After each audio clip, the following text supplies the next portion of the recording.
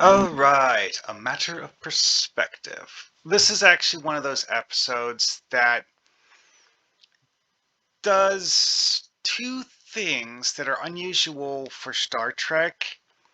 One, it's an episode where they use the holodeck extensively, and the holodeck safeties are working properly and do what they're supposed to. Two, it's also an episode where it's a murder mystery investigation where the people doing the investigation are actually the good guys. It's just that, it wouldn't be an investigation if they weren't investigating someone, and that someone is Commander Riker.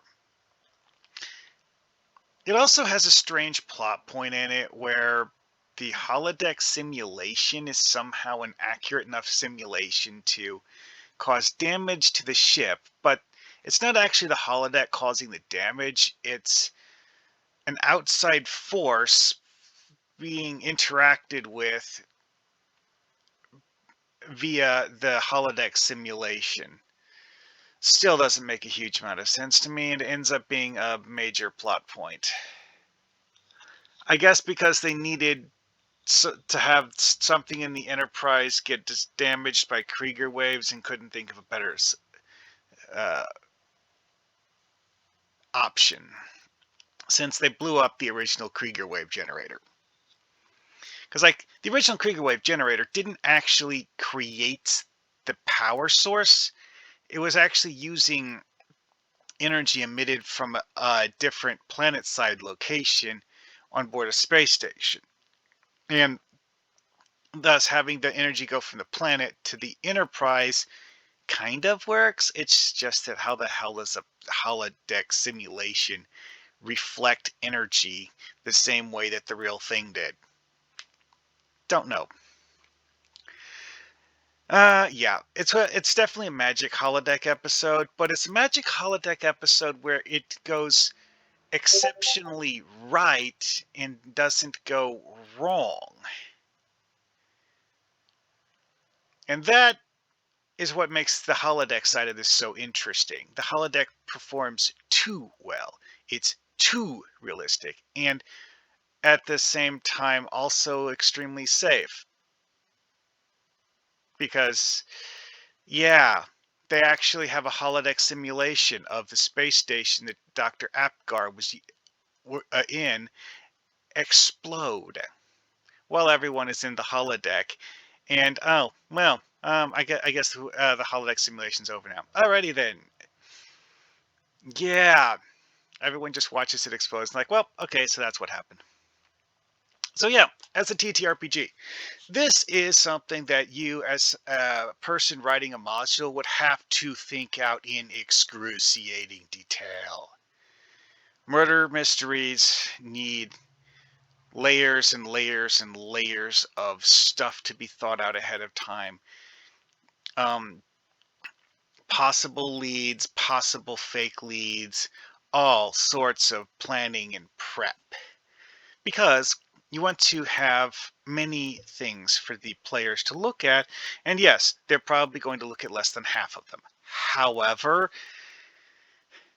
it's not a very good murder mystery if you have it on rails. Players need to have room to get lost, or the whole exercise of looking for clues is kind of trite and formulaic and not all that fun when you're not actually looking. You're just like, oh, there's a body in the room. Let's examine the body to see what killed the body. Yeah, whatever. Boring. Anyways, though. And that's actually the biggest thing with this is all of the whole set dressing stuff, like Magic Holodeck. That was actually just a method of displaying theories about information. The final simulation was actually something that went amazingly well, too well. And that was even a plot point, is that the simulation was too good. But it was too good in a way that made it compelling and interesting. Anyway, though, so the actual plot here was pretty simple. It's Apgar's station was doing research into something called Krieger waves, which were supposedly a valuable new power source. Turns out they're also very good as a weapon if you figure out how to control them properly. Really, really good as a weapon. And that's kind of part of the whole thing, is that why Apgar tried to kill Riker is a major plot point, because Riker doesn't know that Apgar tried to kill him at the start. That's something that Riker and the crew of the Enterprise figure out as the investigation goes along. Riker gets taken into custody on a suspicion of murder, but no one has any idea that it was actually Apgar trying to commit murder. They don't figure that out until much later. Again, investigation. They did quite a lot of actual investigation in the episode, and that's what made it such a good episode. They actually go through all of this stuff. It's like trying to find evidence in a very, very Star Trek way of looking for evidence.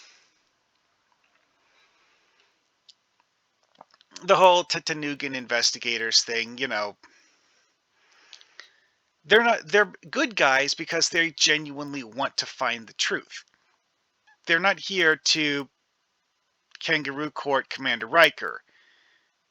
They have reason to think Commander Riker might have killed Apgar and blown up the station to cover that, but they don't know that to be a fact. That's the whole reason why they go through the whole investigation procedure. And because Cragg has, a genuine interest in finding the truth, he decides to go along with the investigation because, you want to find the truth, look at all the evidence. Simple as that. And that's another part about this that is so good. At no point in the episode did they just go, "Trust me, bro," and then expect the Tanugan investigators to actually trust them. No, they said, okay, we haven't finished our investigation yet. We will keep you informed as we investigate and proceed with the investigation. Another thing about this that's interesting is that you have several characters in here that you never actually see alive, which gets interesting because of the fact that you see holodeck simulations of them doing things, but it's not actually clear which of the simulations are completely accurate. And that's where where the episode gets really spicy, is that you're using holodeck simulations to create evidence, or presentations of evidence rather. However, the way that the characters behave isn't necessarily right, and part of the investigation is figuring out which of the simulations are right and which aren't. Oh, another thing that's interesting is that not all of the people who worked on the research station died, because of the fact that the research station didn't actually have a whole lot of people living on it. People would just beam up and beam down whenever they wanted to do stuff, because the research station was in orbit of Tanuga 4, which in true Star Trek fashion, most races are named after their homeworld. Except the Romulans. The Romulans named Romulus after themselves. So, yeah, that's a different one. Anyway, though, holographic simulations of her appear in both the for and against presentations, which, have her do a variety of things. She also shows up, and that's an interesting point, is that Manuel Apgar did apparently lie as part of the investigation. And that's the thing that was interesting, is that it turns out that the real crux of the plot is that Dr. Apgar was creating a weapon. And that is one of those things where, realistically, if he had been honest about it, the Federation probably wouldn't have cared. It's just that it was being done without, proper disclosure of his goals. Also, it's one of those things where, why did he feel the need to lie about it? I don't know. Also, apparently the only person in the episode that actually died was Nell Apgar himself. We see him briefly in the intro uh, before he gets blown up in the station, but I don't think there was anyone else in the station that got killed. Um,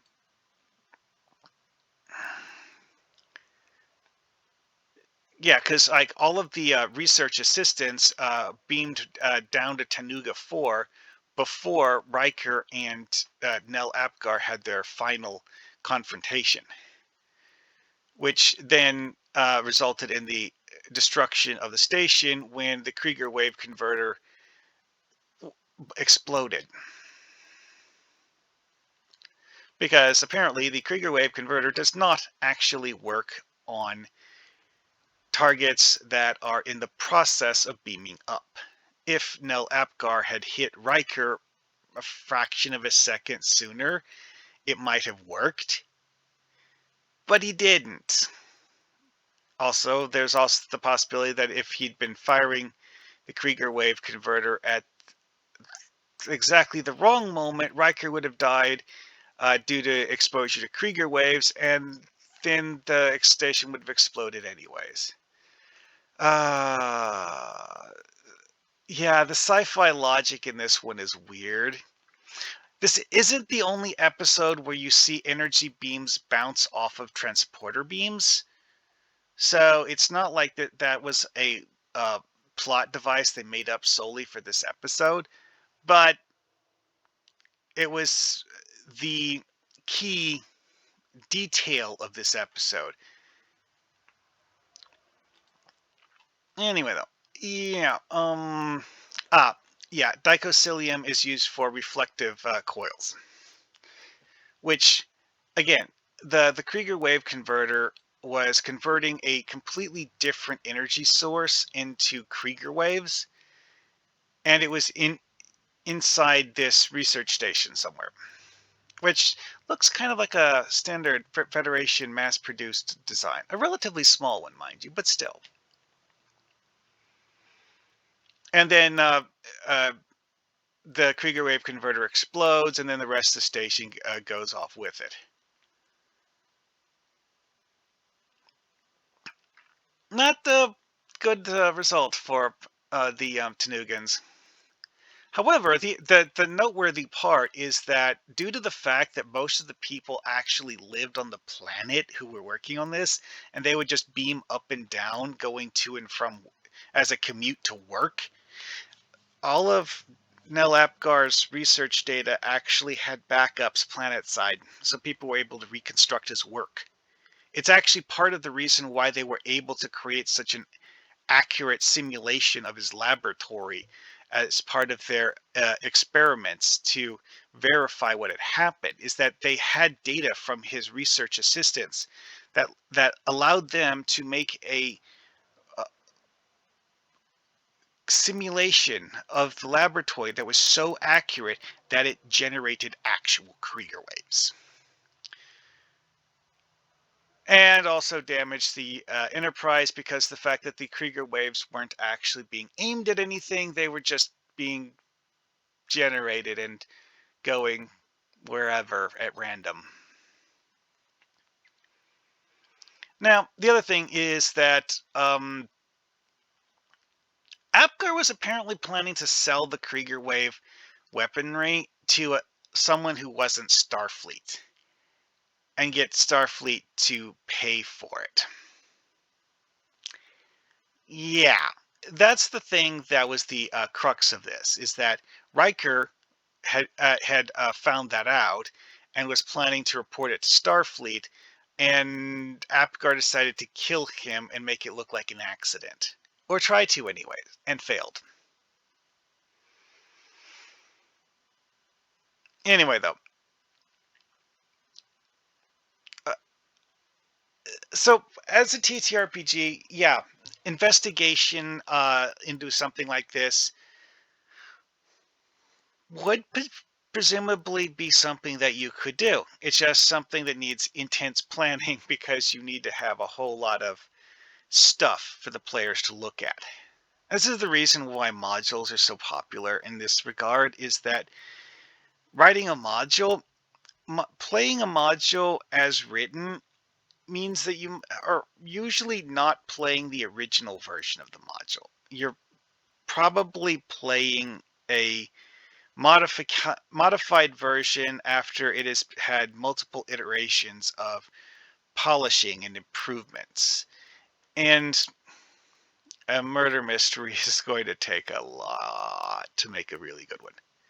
But hey, if you want to try it, go for it. I'm certainly not going to try to stop you.